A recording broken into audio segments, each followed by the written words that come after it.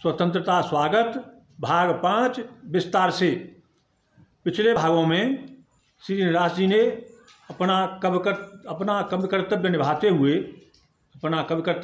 हुए अन्य कवियों को तथा युवकों को अपने अपने कर्तव्यों को निभाने के लिए प्रेरित किया है तथा विश्वगुरु भारतवर्ष की विशेषताओं का तथा समृद्धि का वर्णन किया है।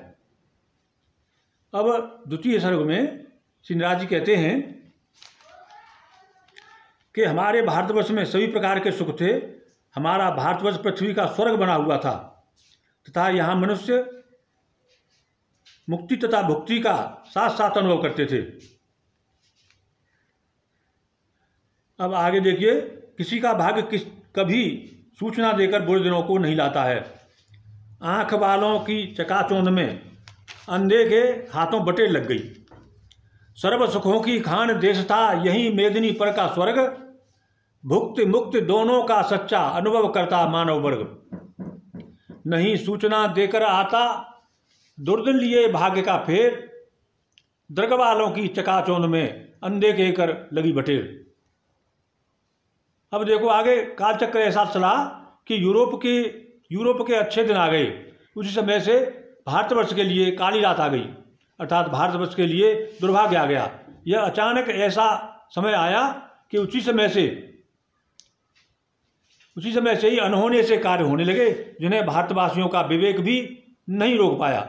कालचक्र ने था यूरोप को किया समर्पित स्वर्ण प्रभात। उसी घड़ी से अंधकूप में हमें ले गिरी काली रात। नव विचित्रता के स्वरूप सा आया काल अचानक एक।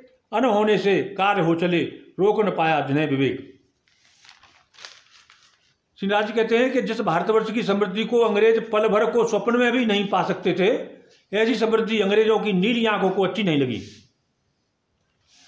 देखो, भारतवासियों ने अंग्रेजों पर दया करके उनका अतिथि सत्कार किया था। यही भारतवासियों की कमी रही। भारतवासियों को ऐसा नहीं करना चाहिए था। इसीलिए तो शरणागत की छाती पर सांप लेट गया। कभी स्वप्न में भी न जिसे जो पल भर को भी ले पाई। कभी स्वप्न में भी न जिसे जो पल भर को भी ले पाई। यह समृद्धि नहीं गोरों की नीली आंखों को भाई। दयापूर्ण आतिथ्य दिखाकर किया बढ़ा भारत ने पाप।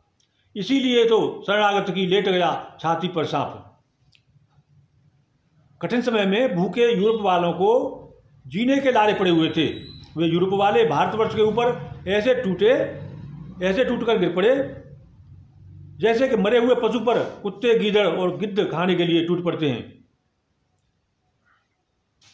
यह नहीं ज्ञात था कि जो भूख से व्याकुल होकर रोटी मांग रहे थे, वे यूरोप वाले हिंसक होकर भारतवर्ष रूपी भोले हिरण की बोटी बोटी को काट डालेंगे। विषम समय में पड़े हुए थे जिनको जीवन के लाले। स्वान सगाल गिद्ध से टूटे भारत पर यूरोप वाले। जठरानल से पीड़ित हो जो मांग रहे रोटी रोटी। हिंसक हो वो भोले मृग की काटेंगे बोटी बोटी। आगे श्री नटराज जी कहते हैं कि भारतवासियों के हृदय का सत्य कभी ऐसे कृत्यों की कल्पना भी नहीं कर पाया था।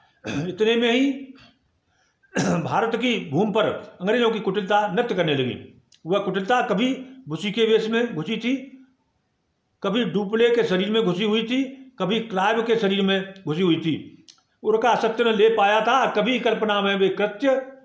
भरत भूमि के रंगमंच पर लगी कुटिलता करने नृत्य।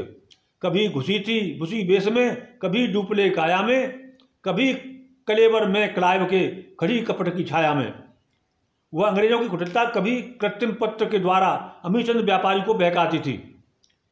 उनकी कुटिलता के कारण ही जैसे लकड़ी के बल बंदरी नए नए कपड़े पहनकर नाचती है, उसी प्रकार अंग्रेजों की कुटिलता ने लकड़ी के सिंहासनों पर बैठा कर बहुत से राज्यों का सर्वनाश कर दिया, वे मिटा दिए। कृत्रिम पत्र से बहकाती है अमीचंद व्यापारी को। माया का सा खेल दिखाती बना अनारी नारी को। लकड़ी के बल बंदरी नाची। पहन अद्भुत बाने। बिठा काट के सिंहासन पर मिटा दिए कितने राने। अंग्रेजों की कुटिलता के कारण कभी तो नवाबों की नवाबी बकरी की तरह से सिर नीचा करके खड़ी हो गई तथा कभी राजाओं की राजसी बानरी के समान पेट दिखाकर पड़ी रही। कभी वो कुटिलता कर्नाटक में पहुंच गई, कभी हाहाकार मचाती हुई हैदराबाद के हृदय को हिलाती थी। कभी नवाबी बनी राजसी शीश झुकाए खड़ी हुई, कभी राजसी हुई बानरी उधर दिखाती पड़ी हुई। करकल्लोले कर्नाटक में कभी कुटिलता जाती है, हृदय हैदराबाद हिलाती हाहाकार मचाती है। अंग्रेजों की वही कुटिलता कभी बंगाल में जाती तथा देखती थी कि अब कहाँ जाना है। उनकी कुटिलता कभी अपनी स्वार्थ सिद्धि करने के लिए बगुले जैसा ध्यान लगाकर हमारे देशवासियों के रोने को देखती रहती थी। कभी बंग का अंग भंग कर दिया रंग में भंग मचा, आंखें फाड़ फाड़ कर देखा कौन कहाँ क्यों शेष बचा। स्वार्थ सिद्धि का जाल बिछाकर कभी बैठती कोने में, बकध्यानी थी ध्यान मग्न थे कान हमारे रोने में। वही अंग्रेजों की कुटिलता मन ही मन कहती थी कि भारतवासियों का रोना ही हमको हंसाएगा, और कहती थी कि भारतवासियों की दुखभरी आवाज में ही हमको प्रसन्नता होगी। तब कुटिलता ने वैमनस्य की तलवार की धार पर पानी रखकर अर्थात उसे तेज करके भारतवासियों में फूट डाल दी। लेकिन अंग्रेजों के कपट को कोई भी नहीं जान पाया। मन ही मन कहती कि यहाँ यही का रोना हमें हंसाएगा, चलूँ इसी के निकट आर्तनाद में पाएगा। वैमनस्य की खड़गधार पर रख रख कर तीखा पानी, खंड खंड बंधुत्व कराया, कपट कला किसने जानी। भारत माता की जय।